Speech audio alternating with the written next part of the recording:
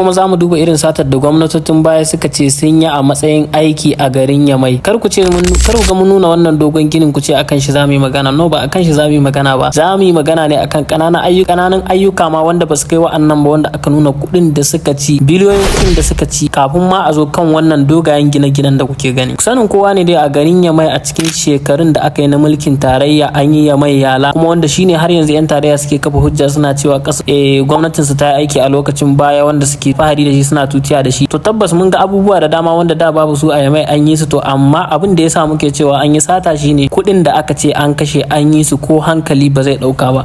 So bari mu fara lissafo muku daga cikin wasu abubuwa ƙananan ayyuka da aka ce an yi a wancan lokacin, wanda a matsayin ka faɗa maka kuɗin su kai ka san cewa ba su ma kama hanyar wannan kuɗin ba, bare ma a ce sun ci wannan kuɗin, ko da baka san kuɗin aikin su ba, ko kai na aka ce za aka bada kuɗin a yi maka su ba zai yarda kai, saboda babu abin da ya ci wannan kuɗin a cikin su, so zamu fara da abubuwa. Na farko zamu fara da rampoint da aka yi a garin Yamai, rampoint da aka yi a cikin gari. To wannan rampoint din da kuke gani a gaban ku gashi nan kamar da kuke gani ga kuɗin sanan da aka sa ya ci miliyan 137 har da jika 500. Misali miliyan ya ci fa a wannan kawai, kuma kar ku ce filin nan da aka gina wannan abun sayan shi aka yi, no, ba sayan sa ba aka yi, ana aka da filin kawai aka gina. Sai kuma wannan rampoint din da kuke gani shi kuma ya ci miliyan 262. Duba shi dai da kyau ku gani a kewayen shi kun ga wani abu da ya ci miliyan 262. Yana ga wannan ko miliyan 10 ba zai ci ba, amma kuma kuna gani ga abun da ya ci nan. Kuma kar ku ga wannan abun ku ce wai mu ne muka faɗa, no, ba wai ni bane na faɗa ko wani. Gwamnatin da ta yi aiki a wancan lokacin ita ce ta rubuta wannan abu, kuma ba su ji kunyar rubuta abun da suka ce gashi nan sun yi ba. Amma kun ga dai wannan abu aka ce muku ya ci miliyan 260, ko ku za ku yi mamaki. Yawa sai kuma wannan da kuke gani shi kuma wannan ya ci miliyan 480 har da jika 900. Gashi nan dai yace kuke gani a rubuce, kuma duk lokacin da wanda suka yi aikin a wancan lokaci su suka rubuta wannan. So ku duba dai ku ga wannan da kyau ku gani ya ci kuɗin da aka rubuta a jikinsa ko kuma bai ci ba. A ganin ku ya cancanci a rubuta kuɗin sa haka? Kuma fa wanda suka yi aikin wannan fa sun cire kuɗin nan fa, an cire kuɗin nan an ba su aljihun gwamnatin ta cinye kuɗin, ko kuma wanda suka yi aikin ne suka ce kuɗin aikin ya kai haka? Abun tambayan kenan. Ku duba dai ku gani abun nan da kyau ku gani shine ya ci miliyan 480. Wannan kuma da kuke gani a gaban ku ya ci sefa miliyan 432, ba fa jika 432 ba, miliyan 432 ya ci. Wannan da kuke gani, wannan dan ginin da kuke gani a gaban ku, shin ku yi lissafi da siminti da menene aka saka aka yi wannan abun? Amma ku ga irin zunzurutun kuɗin da ya ci, kuma gwamnatin wancan lokacin ta iya fitowa ta bayyana kuɗin shi a gaban mutane, kuma a cikin 'yan siyasar Nijar da kuma wanda suke mulki yanzu ba su fito sun ce me yasa aka faɗi kuɗin wannan ba, yayi yawa, kuma ba su binciki wanda suka yi wannan aikin ba, kuma kasar mu ana cewa babu kuɗi. Shin ina duk wannan kuɗaɗen suka shige ne? Sai kuma wannan shi ma gashi nan yacce kuke ganin shi, gashi nan har da rodi ma a sama wanda ba a ma gama gyara shi ba. Shi ma wannan wai an kammala shi ne a haka, kuma har ya ci kuɗi kimanin miliyan 423 ya ci. Dan Allah ku duba wannan ku gani, wannan kun ga alamun ya ci wannan kuɗin da ake magana akan shi. Sai kuma wannan gadar da kuke gani, ita wannan gadar ba ana maganar miliyan bane, wannan ana maganar miliyars ne, wato biliyan kenan. In mutum yana so ya gane girman biliyan guda ya ɗauki kimanin miliyan 1000 shine biliyan 1, miliyar 1 kenan. To wannan miliyar 1000 din sai da aka yi sau 10, sannan ga wata miliyar 1 nan daban, wato miliyar 13 kenan aka hada lissafi. Shin ku duba ku gani wannan gadar ita ce ta ci wannan kuɗin, dukkanin dubbinan miliyoyin na wannan gadar da kuke gani a gaban ku ita ce ta ci wannan miliyoyin da aka lissafa a cikin wannan lissafin da aka yi. Ku duba ku gani wajen miliyar 10, wato miliyan 13,000. Ku duba ku gani wannan gadar ita ce ta ci wannan kuɗin. Shi a ganin ku inda wannan kuɗin ya mutu a wannan wajen da haka ya kamata a ga wannan gadar. Duk da dai ta yi kyau, ba mu ce ba ta yi kyau ba, kuma an gyara gari, amma abin da aka sata ya fi gyaran da aka yi yau. Sai kuma wannan abubuwan da kuke gani a sama, wannan aikace-aikacen da kuke gani an nuna an yi wannan kamar yadda kuke ganin su guda ɗaya daga cikin su ya ci miliyar, wato biliyan kenan, biliyan 29, miliyan 1000 sau 29 ya ci, har da miliyan 313 gashi nan yace aka rubuta. Sai kuma ɗaya daga cikin su wannan a cikin su hallau wani ya ci miliyan 654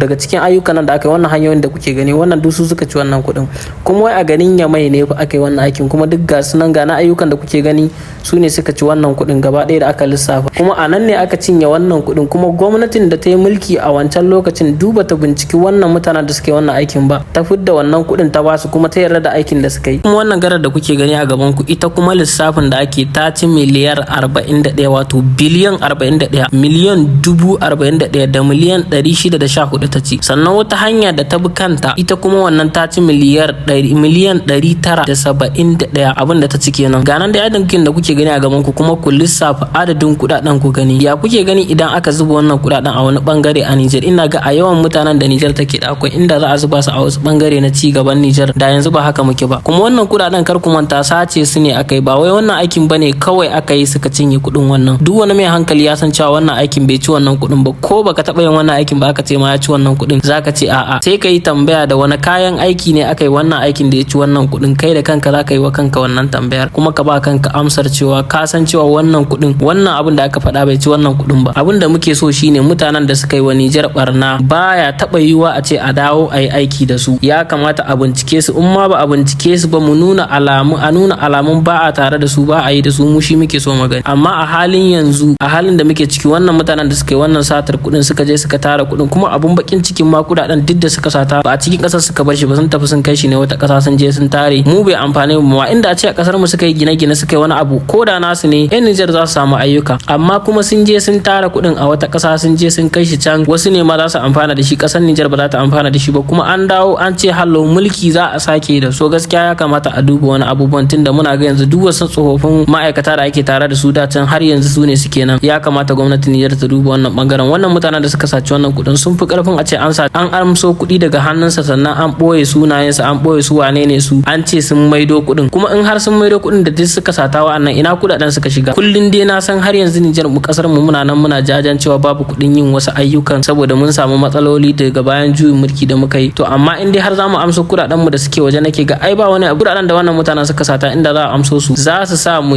ba za mu buƙaci wani kuɗi ba, saboda kowa ya sani wannan miliyoyin da aka ce an kashe da biliyoyin kuɗin da aka ce an kashe inda za a yi aiki da su a Niger, to abubuwan da za a gani aikin da suka yi za a shafa shekaru ana amfanar iya na kuɗin da suka sata kawai. Saboda haka mu ba ma adawa da gwamnatin CNSP, amma dan Allah a duba harkar shari'a, a fito a yanke wa mutanen da suka yi mana zalunci, suka kwashe dukiyar kasar mu suka kai kasashen waje, a fito a yi musu shari'a a gaban jama'a mu gani, a hukunta su. Wanda ya saci kuɗi a faɗi adadin kuɗaɗen da kuma ko wannan ayyukan da aka yi ya kamata a fito yan kwangilar da suka yi wannan aikin a zo a tambaye su ina wannan kuɗaɗen suka shiga. Gwamnatin ce bata ba su kuɗin ba duka gaba ɗaya ta rubuta cewa ta ba su wannan kuɗin, ko kuma an ba su kuɗin yin wannan aikin ne suka yi wannan aikin a matsayin wannan kuɗin. Wannan aikin dai ko da baka san aiki baka gani ka san cewa bai ci wannan kuɗin ba, to ina ragowar kuɗin suka shiga? Duka su ne suka ɗauke su, ko gwamnatin wancan lokacin ce ta fake da wannan ayyukan ta ce wannan kuɗin duka sun ɓace? Kuma wannan ayyukan fa ƙanana ne daga cikin ayyukan da ake cewa an yi, banda hotel din da ake cewa an gina da gurare da kuma majalisar dokoki da aka ce an gina, gaba ɗaya ba a zo kansu ba. Sauran wannan abubuwan nan in aka zo kansu ma za ka yi mamakin kuɗin da aka ce an kashe. Amma a hankali za mu faɗa muku wanda aka yi wancan din. Kuma ba ma adawa da gwamnatin soja ta yanzu, muna tare da ita 100%, amma muna so ta mana adalci, ta kamo mutanen da suka kashe kasar mu, suka zalunce mu, suka ca'ince mu, suka ci amanar mu, suka sai da kasar mu, kuma ta kamo su ta hukunta su a gaban mu kamar yadda kasar Burkina Faso take yi. Kuma har yanzu suna kan hanyar ci gaba, kuma kowa ya san cewa yanzu hanyar da Burkina Faso take ta kai yanzu ta ci gaba ce, amma mu kasar mu har yanzu tana nan wurin yadda take da.